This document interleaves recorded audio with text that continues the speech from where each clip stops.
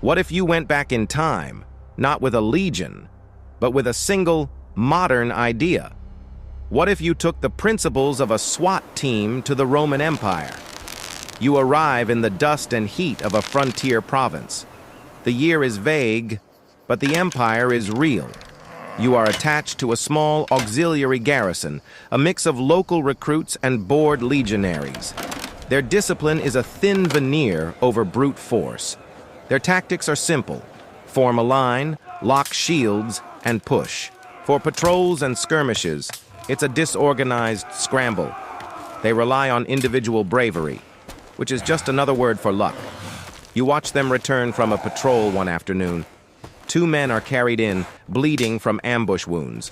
The centurion, a man named Severus with a face like old leather, is shouting, not at the enemy, but at his own men for their clumsiness. The problem is clear. They move like a crowd. They communicate with shouts that give away their position. They have no way to control a space, to clear a building, to handle a threat with precision. They have strength, but they have no system. You approach Severus. You speak of concepts he has no words for. Controlled entry, fatal funnels, slicing the pie.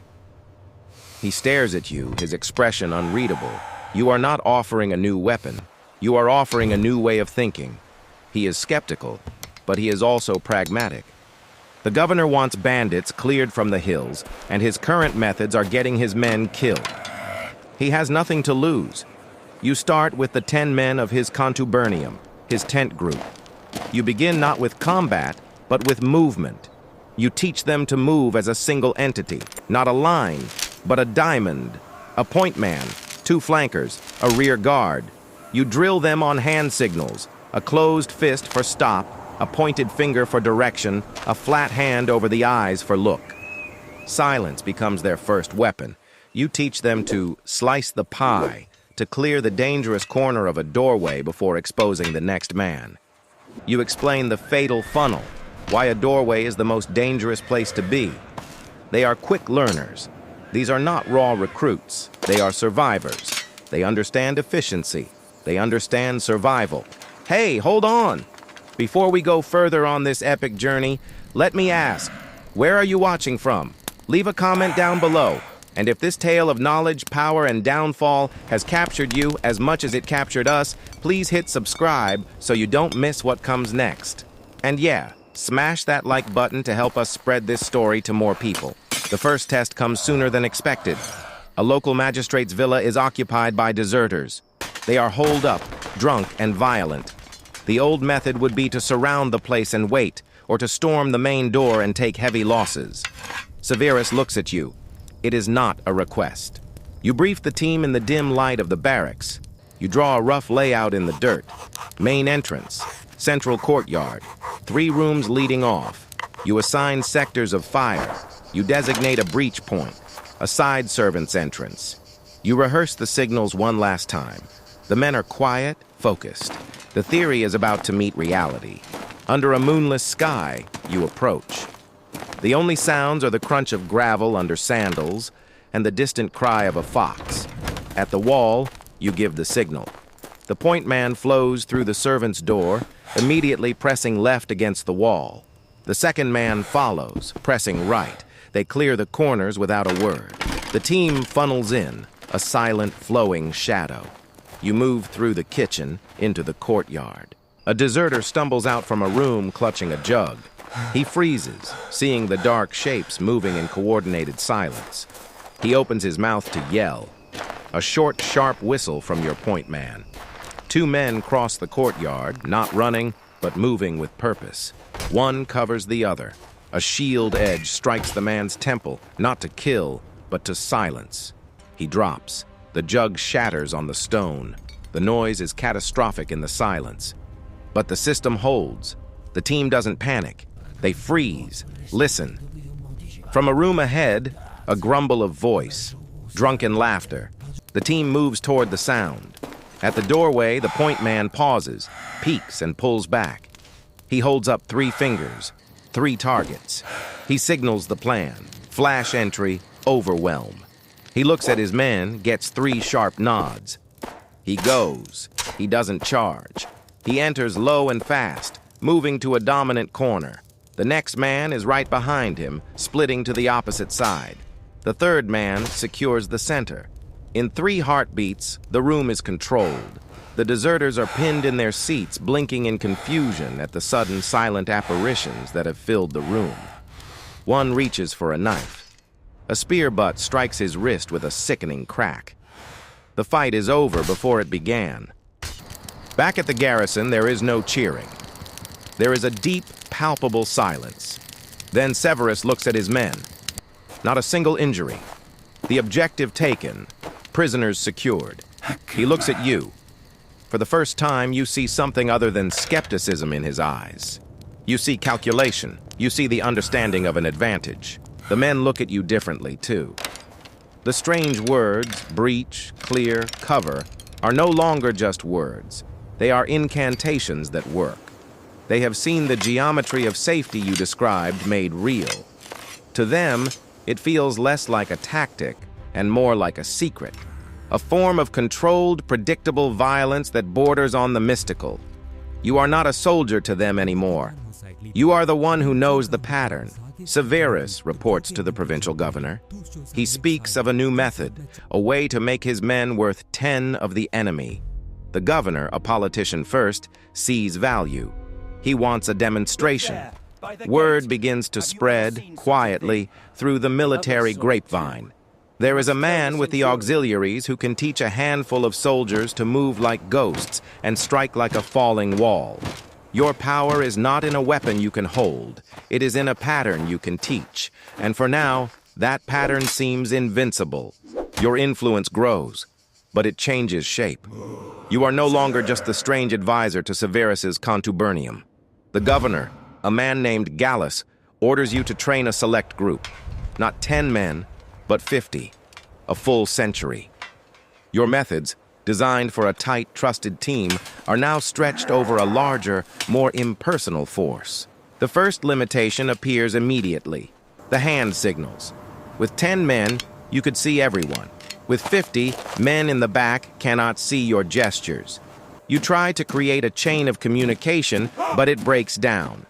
A man misunderstands a signal to halt. He keeps moving, breaking the formation. The man next to him thinks the advance is intentional and follows. A simple exercise becomes a confused mess. The system relies on perfect sight lines and instant understanding. It begins to fray at scale. Then comes the equipment. Your tactics assume certain tools. A shield used not just for protection, but for dynamic entry, bashing a door, creating a barrier in a corridor.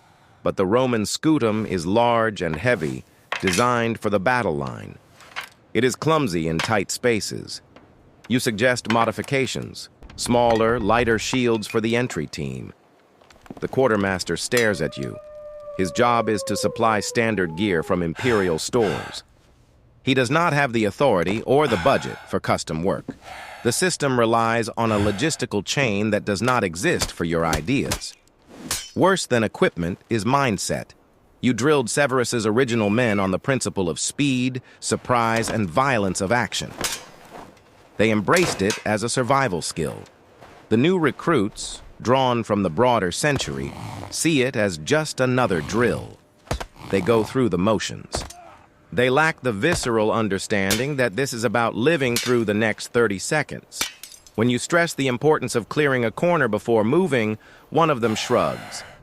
"If a man is there, I will kill him," he says. He misses the point entirely. The system is not about individual bravery. It is about eliminating chance. But to him, chance is the field of glory. Yet, to the outside world, your success seems undeniable. The governor, Gallus, stages a demonstration for a visiting legate from Rome. You run the century through a choreographed exercise against a mock fortification. From a distance, it is impressive. The men move in coordinated teams. They breach a gate with a practiced rhythm.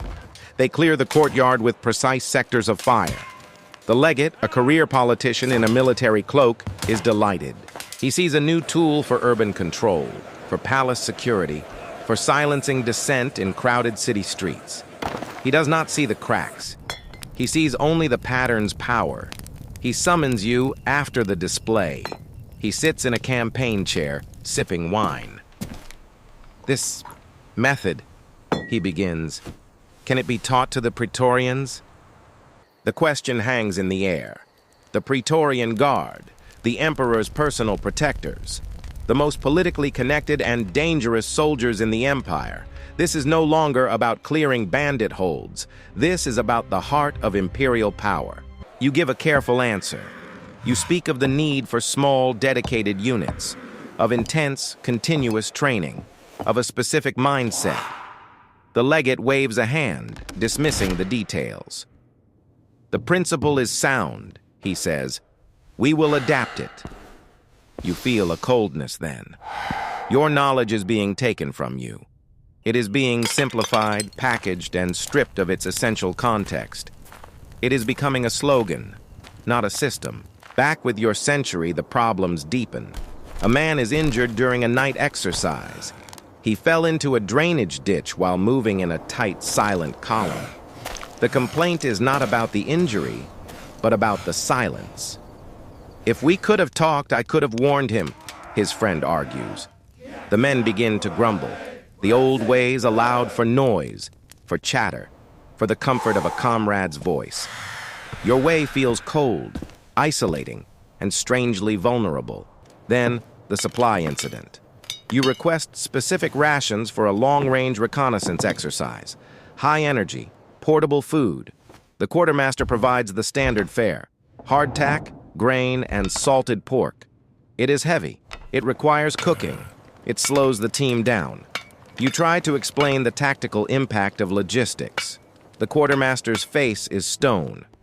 The ration is set by Rome, he says. I do not change it for your games. The most profound limitation, however, remains invisible to them. Your entire methodology rests on a foundation of concepts that have no place here. It assumes a level of individual initiative that the Roman army deliberately suppresses. It relies on trust and decentralized decision-making in a hierarchy built on absolute top-down obedience. It is a square peg, and you are trying to hammer it into the round hole of the legion. Severus sees it. One evening, he finds you looking at your training notes, written in your own script on precious parchment. They admire the effect, he says quietly, but they do not understand the cause. To the legate, you are a craftsman who has built a better spear. He does not see that you have actually built a clock, and he is trying to use it as a hammer. The governor, pleased with the legate's interest, increases the pressure. He wants a larger demonstration, a full-scale exercise involving 2 centuries. He wants a show of force for local dignitaries. The order comes down, make it spectacular. You look at your men. You see the obedient, the skeptical, and the few who still understand. You have to stretch your principles to their breaking point to choreograph a spectacle. You realize you are no longer teaching a survival skill. You are producing a theater of power. And in this theater, you are no longer the director. You are merely a prop. The system you brought depends on a world of support, flexibility, and understanding. That world is not here. You are trying to grow a tree in shallow soil.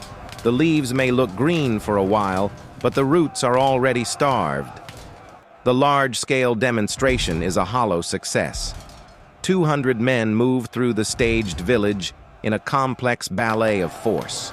From the viewing platform, the governor and the local elites see only synchronized power.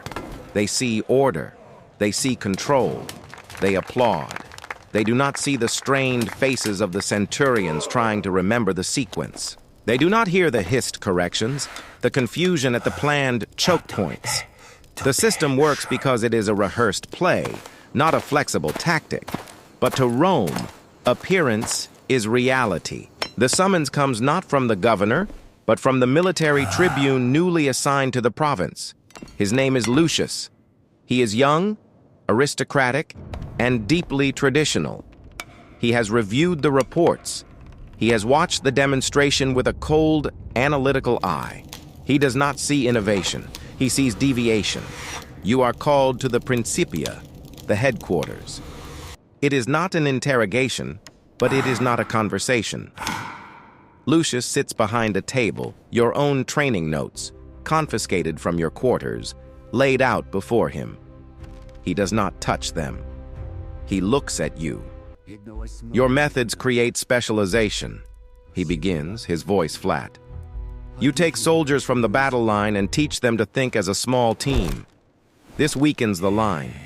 The strength of the Legion is its uniformity. Every man must be replaceable. Every century must function like every other century. You build a tool that only a few can use. This is a vulnerability.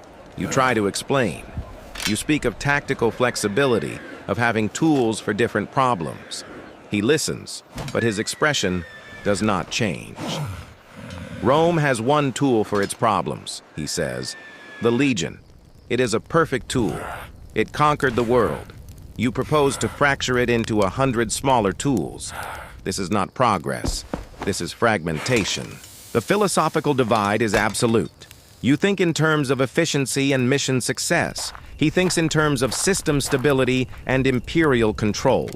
Your way produces better results for specific tasks. His way ensures the entire machine continues to function forever. In his calculus, your marginal gains are not worth the risk to the whole. The change happens quietly, but completely. You are removed from training command. The century is returned to standard drill. The hand signals are forbidden. They are deemed a potential secret language, a threat to command hierarchy. The small unit exercises are replaced with marching and formation drill. The men, confused at first, soon slip back into the old rhythms. It is easier. It is familiar. It is what they know. You are not punished. You are not arrested. You are sidelined. Given a nominal title with no duties. You are assigned a small office in the quartermaster's section, tasked with inventorying spearheads. It is a polite oblivion. You watch from a distance as the pattern you introduced is sanitized, stripped down, and absorbed. The legate in Rome has taken the core idea, overwhelming coordinated entry, and given it to the Praetorians. But without the underlying system, it becomes just a brute force tactic. They use it to storm the homes of political suspects with more violence, but not more precision.